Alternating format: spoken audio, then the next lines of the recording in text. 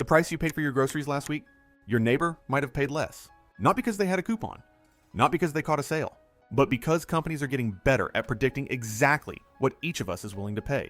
Yet again. Sticker shock on store shelves. You probably don't need to be reminded. You already know prices aren't fixed. Airline tickets go up when you search the same flight twice. Hotel rates spike on Friday nights. You've made peace with that. But what's happening now is different. It's not about when you're buying. It's about who you are when you buy. There's a new pricing model being rolled out quietly across retail. Grocery stores, pharmacies, big box chains. And it doesn't just track demand. It tracks you. Your income bracket, your purchase habits, your stress levels around payday, how price sensitive you are on a Tuesday versus a Saturday. By the end of this video, you'll understand exactly how it works, who's profiting from it, and the one shift in thinking that's actually worth making. Because the most unsettling part isn't the pricing. It's what had to be built, quietly, over years, before any of this was possible. And most of us did our part without ever being asked. Dynamic pricing isn't new. Airlines helped invent it. For decades, the same flight cost different amounts depending on when you booked, whether you used a travel agent, and even where you booked from. That was demand pricing. Impersonal, mechanical, high demand, higher prices. You don't love it, but you understand it. Uber does it. Ticketmaster does it. And if you've ever tried to get a rideshare home from the airport on a Friday night, you've probably felt it. Your electricity bill might already do it too.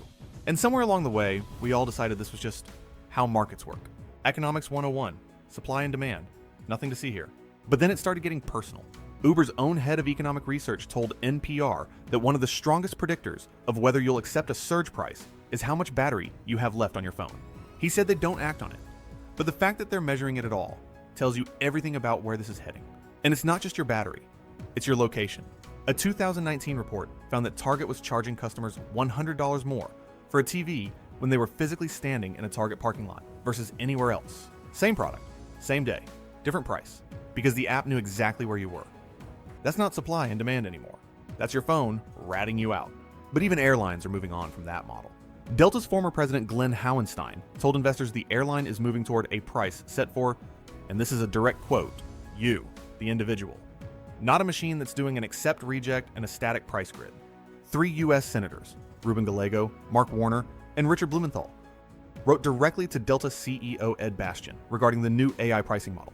In their letter, they warned that Delta's AI could push prices up to each individual consumer's personal pain point, and they weren't speaking in abstractions. They raised the scenario of an airline charging more to someone who just had a death in the family and needs to fly home urgently. Senator Gallego went further on social media, calling it outright.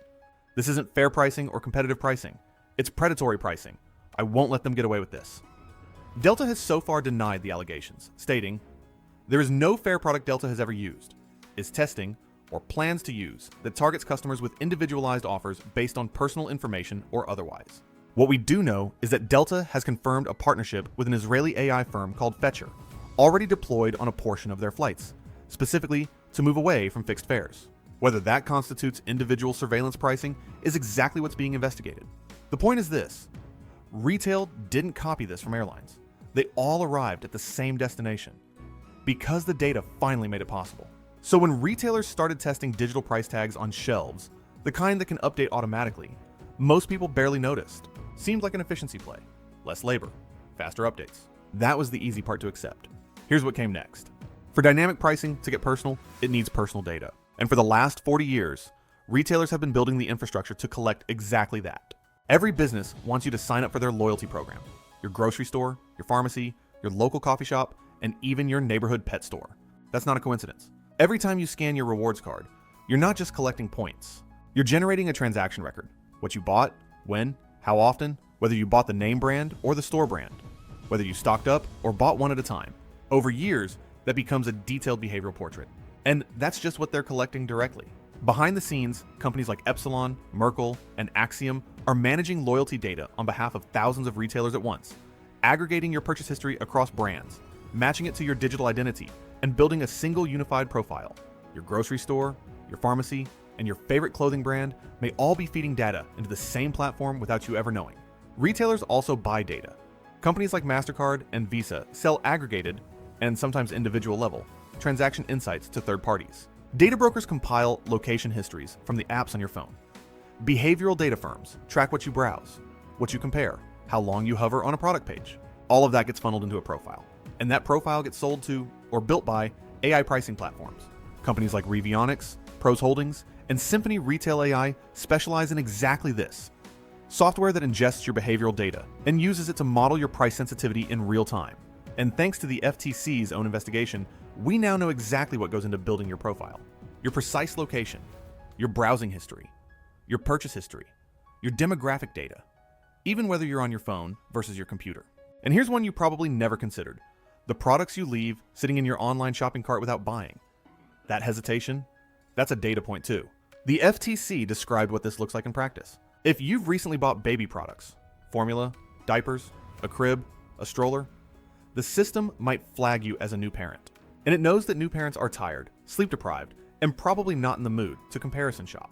So when you search for a baby thermometer, the higher priced options show up on the first page of the results. Not because they're better, but because the algorithm decided you'd pay for them without shopping further. That's not a search result. That's a trap. And it's built entirely from data you handed over without thinking. This isn't theoretical. This is a $1.6 billion industry, growing at nearly 17% every year. Traditional dynamic pricing asks, what is this product worth right now? The new model asks, what is this product worth to this person right now? The AI isn't just looking at external demand signals anymore.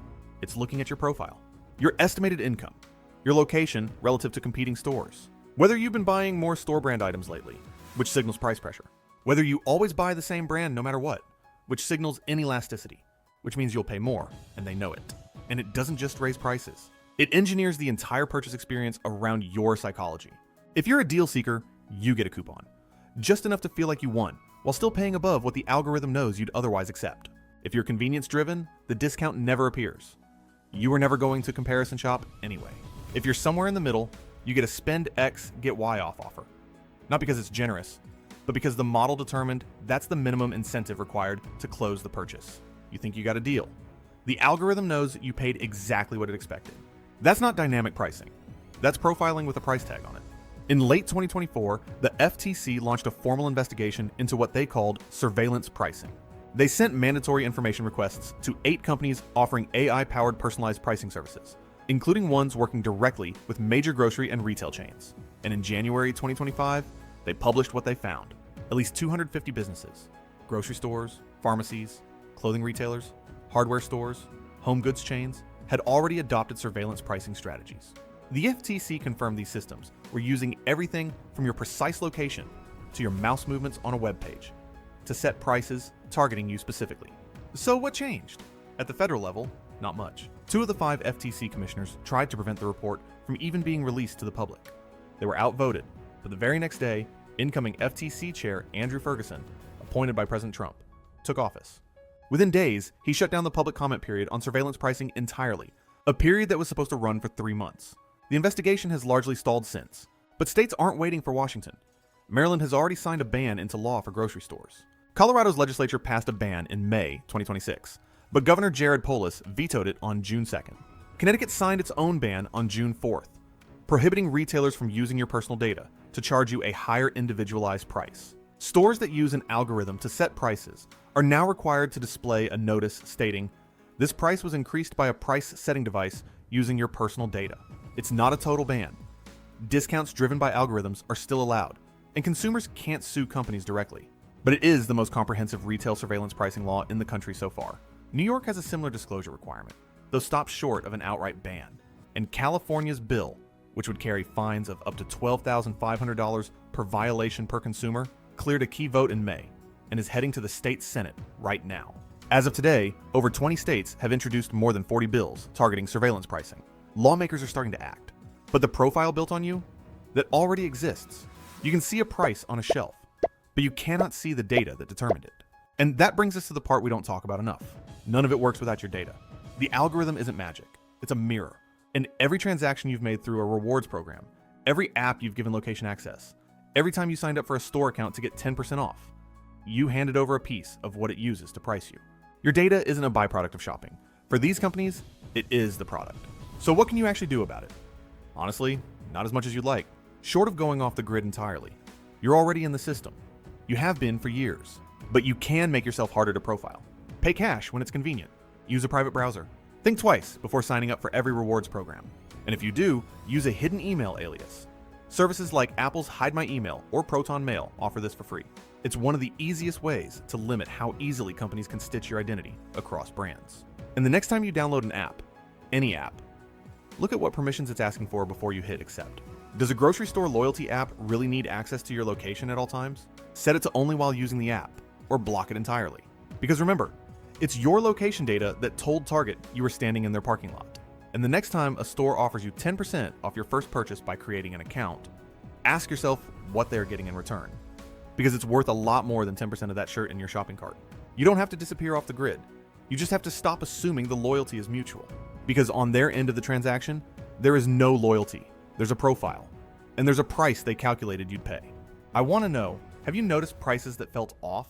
A deal that showed up at exactly the right moment? Or a price that seemed higher than what someone else was quoted? Drop it in the comments. Because these things are hard to prove individually, but patterns matter. We've been talking about the data you hand over. We haven't talked about the data you don't even know you're giving away. That one's coming next.